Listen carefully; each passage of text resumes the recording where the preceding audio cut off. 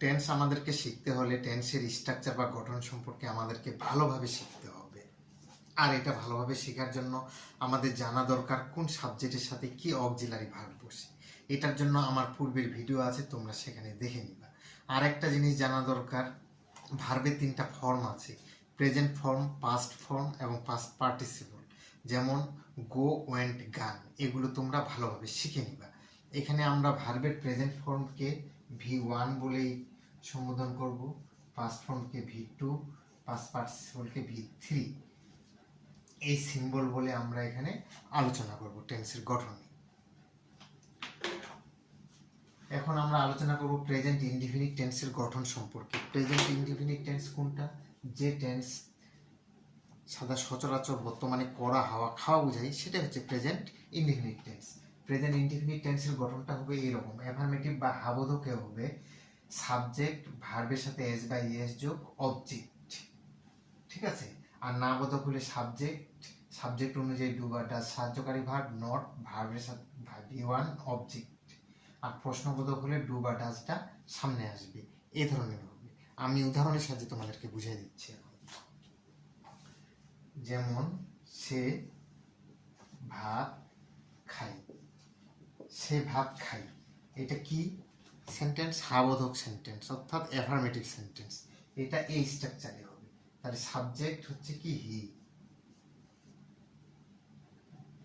Verb হচ্ছে ইট, object হচ্ছে rice, হি eat rice. এটা অনুযায়ী এটা হইল, কিন্তু আমাদের এখানে ইট লেখাটা ভুল হবে, কারণ এখানে সাবজেক্ট হি হচ্ছে থার্ড পারসন সিঙ্গুলার নাম্বার এবং এটার পরে ভার্বের সাথে এস বা ইএস যোগ হয়। তাহলে এটা সঠিক করতে গেলে হি ইটস রাইস, এটা আমাদের সঠিক হবে, ঠিক আছে। এখন না বোধকে যাই। না বোধক হচ্ছে সাবজেক্ট হবে, সাবজেক্ট অনুযায়ী ডু বা ডাজ নট হবে। তাহলে সে ভাত খায়, সে ভাত খায় না, যদি এটা হয় সে ভাত খায় না, তাহলে হি, তাহলে ডু বা ডাজ, এর পরে কি হবে? ডাজ, তারপরে নট, তারপরে ই রাইস। এখানে ইটস হইল না, কারণ ডাজ হলে ভার্বের সাথে এস বা ইএস যোগ হয় না, ঠিক আছে। আর প্রশ্নবোধক হলে, প্রশ্নবোধক খুবই সোজা, সাহায্যকারী ভাবটা শুধু সামনে চলে আসবে, ঠিক আছে। সে কি ভাত খায়? Does he eat rice? সে কি ভাত খায়? আর প্রশ্ন আর না যদি দুইটাই বুঝাই, সে কি ভাত খায় না, একই, শুধু এই সাবজেক্টের পরে নট বসবে, এই যে এটা এ অনুযায়ী হবে,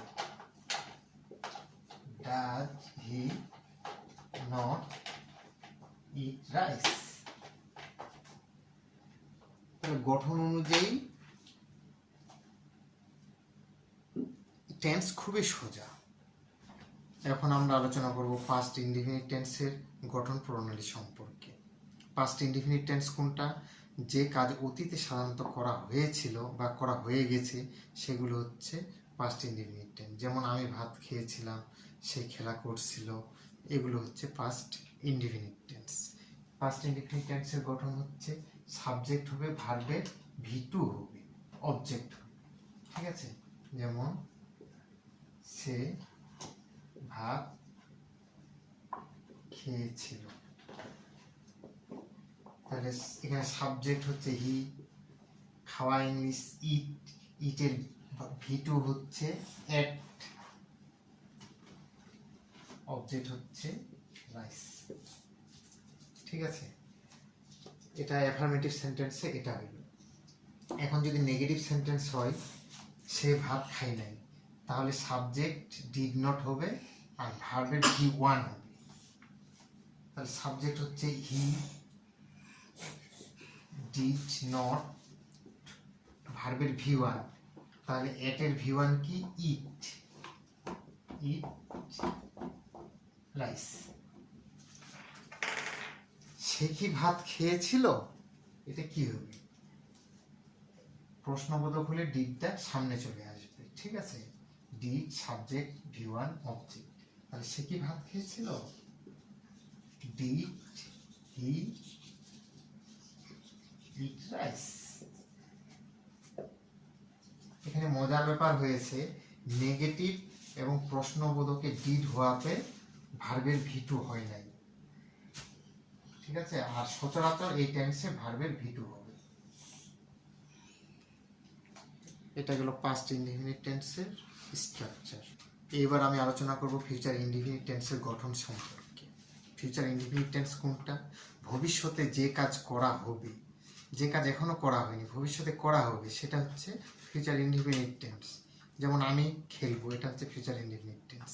আমি ভাত খাবো, এটা হচ্ছে ফিউচার ইনডিফিনিট টেন্স। আর ফিউচার ইনডিফিনিট টেন্সের গঠন হবে, সাবজেক্ট হবে সাহায্যকারী ভার্ব সেল বা উইল হবে, V1 হবে, অবজেক্ট হবে, ঠিক আছে? এটা হা বোধকের ক্ষেত্রে। আর নেগেটিভ সেন্টেন্স না বোধকের ক্ষেত্রে হবে সাবজেক্ট সেল বা উইল, এর সাথে নট হবে, V1 হবে, অবজেক্ট হবে। আর প্রশ্নবোধক হলে সেল উইলটা শুধু সামনে চলে আসবে, ঠিক আছে? এটা হচ্ছে ফিউচার ইনডিফিনিট টেন্সের গঠন, খুবই ইজি। যেমন আমি ভাত খাবো, এখানে আমি সাবজেক্ট হচ্ছে আই, আয়ের পরে সেল উইল কোনটা হবে? সেল। এখানে হচ্ছে খাবো, খাবো ইংলিশ হচ্ছে ইট, অবজেক্ট হচ্ছে রাইস, ঠিক আছে? আমি ভাত খাবো, এটা যদি নেগেটিভ হয় না বোধক হয় তাহলে কি হবে? আমি ভাত খাবো না, তাহলে আই সেল উইলের পরে নট হবে, অবজেক্ট হবে। যেমন আমি ভাত খাবো না, এখানে সাবজেক্ট হবে আই, তারপর সেল উইল, সেল, তারপরে নট, নট, তারপর ভার্ব হচ্ছে ইট, অবজেক্ট হচ্ছে রাইস। এই যে এটা না বোধক, আমি ভাত খাবো না। এটা যদি প্রশ্নবোধক হয় সেল উইলটা সামনে চলে আসবে, আমি কি ভাত খাবো, সেল বা উইল সামনে আসবে, সেল আই, সরি না বোধক হলে নট হবে, না হলে নট হবে না, সেল আই ইট রাইস।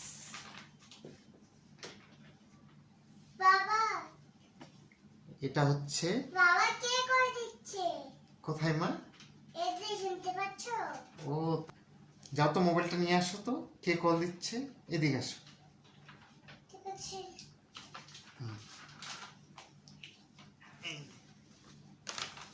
আমি যতক্ষণ ভিডিও করি ততক্ষণই আমার সাথে থাকে, ঠিক আছে? সবাইকে টাটা দাও তো।